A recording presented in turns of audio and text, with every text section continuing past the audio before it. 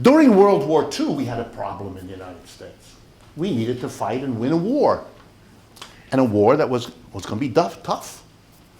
And there was a problem because the government realized it needed to have all the resources necessary to produce guns and planes and tanks and bullets and uniforms for the troops to fight and to win.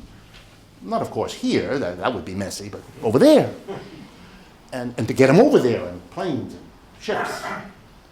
But there was a problem because if the goods and services of our country were really going to respond to the market, then lots of rich people who had the money would want to have a nice country home built with steel that could otherwise go into a tank. And they might want to have expensive toys and beautiful cars that would require all kinds of resources that wouldn't be available for bullets.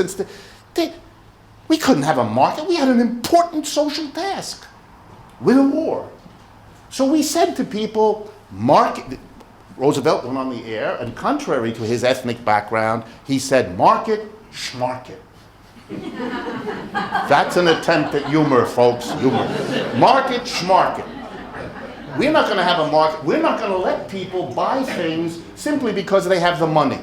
So what the United States did, I'm not describing another country, the United States, we issued ration cards. We had a rationing system in World War II. The government handed out little tickets. And you got as many tickets as the government thought you ought to have, given the size of your family, the age of your family, the medical condition of your family.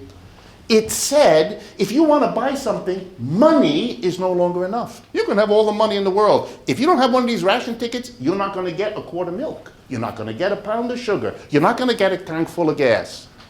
Whoa. Let's do that again. The government distributed tickets, which you had to give to the storekeeper, the money for the quart of milk and the ticket. Money, no ticket, no milk. Okay? Here's the idea behind the government. They didn't use these language, but I'm gonna. We're gonna get the distribution of milk and sugar and gas. We're gonna distribute to each according to their needs.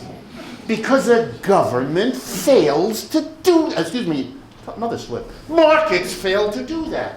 The government interfered to make the distribution of resources and products not conform to market laws, but instead to make sure with ration cards that we distribute according to what the society needs, win a war, and what individuals need.